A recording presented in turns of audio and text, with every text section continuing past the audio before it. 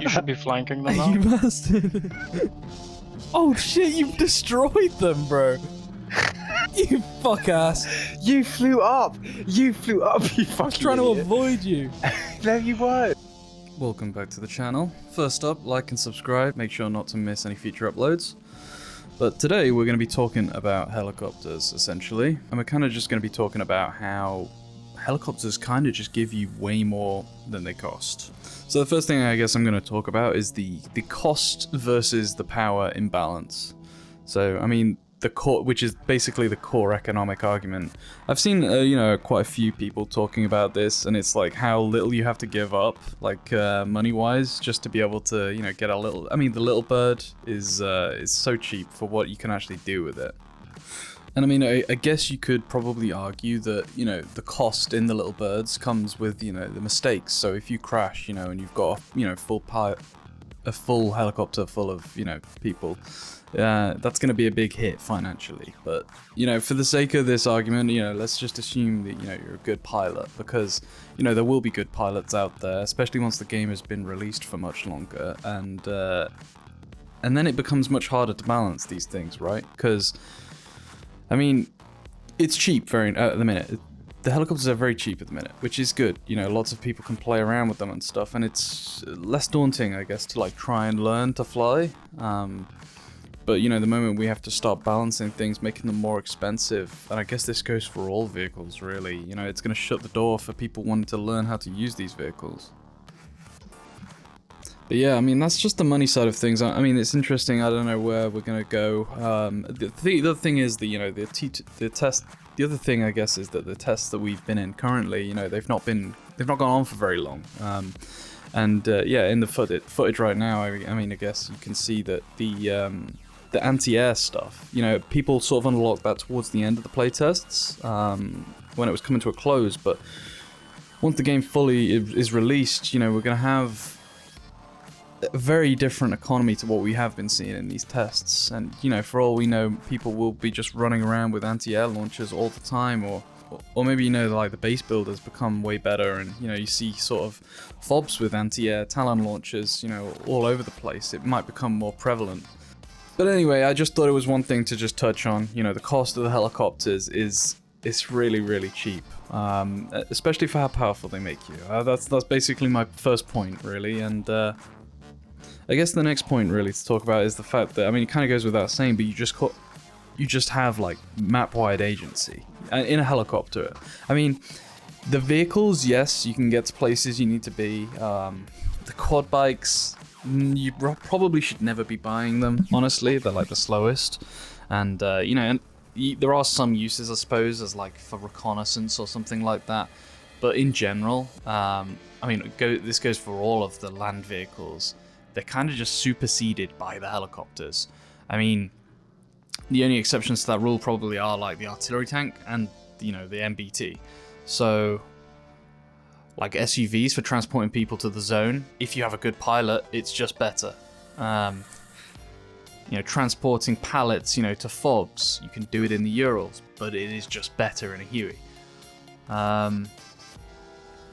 I mean, I guess the other thing as well that I've noticed is that, yeah, I mean, people can just sort of, a good pilot, you can sort of influence the map in seconds. So, I mean, I'm not sure if other people have done this, but, playing in a squad, if one of you is running transport and you got guys on the ground, it's not always about, transporting people into the zone. You can also just reposition men that are already in the zone.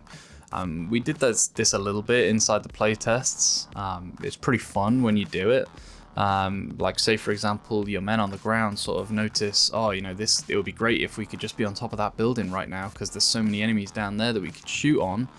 And you come swooping in a helicopter within 5 seconds, and then you've just transported all those dudes. I mean, yeah, it goes without saying, the map-wide agency, and in such a short period of time, you can change the battlefield. It's very, very powerful. The helicopters I will also touch on. They just feel very forgiving in general. Compared to Arma 3, which I guess is what I have the most experience previously in, which is not much, but it's some experience. But you know, in Arma 3, you know, any sort of heavy landings and stuff, you know, you just blow up in an instant.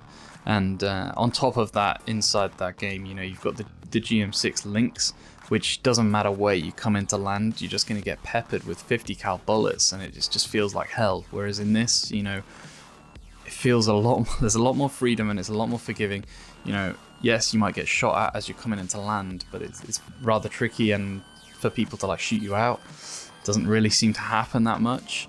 And even just small on fire doesn't really damage the helicopter that much.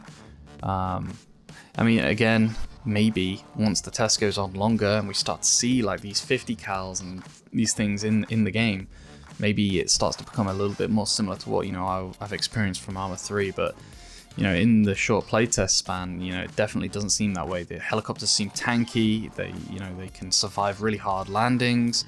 Yeah, they're just really durable and quite strong, to be honest. So I guess the thing as well to touch on is like, you know, you're obviously going to have more impact and power in a helicopter if you're playing in a squad. Like I was talking about earlier, you know, the potential to like reposition a squad, and, you know, even just to tactically deploy a squad that has like an agenda, maybe take over an enemy fob or something, or a tower. It's going to be infinitely more powerful when played with a squad. I mean, yes, you can transport randoms into the zone. You can even try and transport them, you know, with the intention of them taking a tower, but you can't control them. I mean, you can try and talk to them, but, you know, whether they'll listen or not. But yeah, I guess essentially it's playing with a squad is going to make this is basically a force multiplier for the helicopter. It just makes it seem way stronger.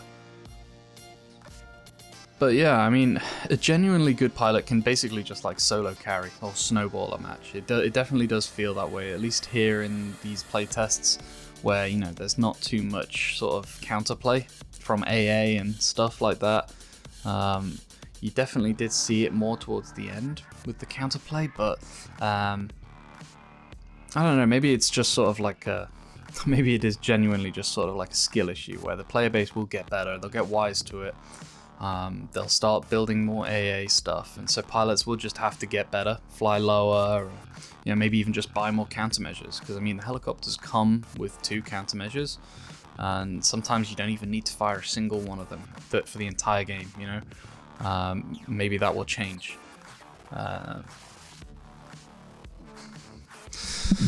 But yeah, I mean, I don't really know what else to talk about.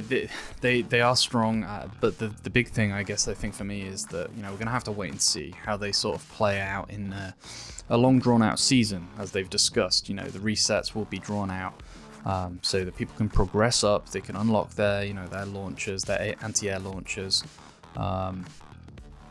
and you know, maybe we'll see lots of people running around with those. I mean, we definitely did try that a little bit in our squad towards the end of the test, and it was very fun. But I will say that, you know, it didn't seem like there were that many people doing it. But yeah, like I say, maybe people will get smarter, they'll start running around with these things, or, you know, base builders will start, you know, coming up with nice ingenious ways to like put Talon launchers in there that are nice and safe, or, you know, come up with some cool fob locations. I mean, on the first map, I forget the names. The first map, people definitely have sort of you've been seeing lots of people come up with nice fob locations. Basically, there are the usual ones, you know, like within towers or churches, but people definitely come up with some cool fob locations that were quite powerful. Didn't see it too much on the new map from the beta weekend, the one with the football stadium. There were a few fobs around. But it was definitely a trickier map, I think, to set up fobs for, especially for like anti-air launchers and stuff like this. But yeah, I guess we'll just have to wait and see how it goes. It's interesting. I definitely could see them I definitely could see them raising the price of the helicopters a little bit. They are just so powerful. I mean, it's a great way to make money. If you want to if you're decent at piloting and you want to just run lads into the zone 24/7, it is an absolutely excellent way to make money. You can pay off your helicopter in, I think, you know, with a full helicopter, you've paid it off in like 1.5 trips basically, and then anything on top of that, you know, it's just pure profit. Not to mention the fact that if you drop off Rambo, who goes on like a 50-player killing spree, you know, you're getting money, you're getting paid for this, and you're also getting, you know, experience for all the kills that he gets. So yeah, I mean, I guess that's rant over, but I mean, it's interesting. If you guys have anything else you want me to talk about, or I mean, please share your experiences in the comments. If you've seen any good pilots, you know, you'll know how much they can sway the fight. But yeah, let me know. All right, ciao, ciao.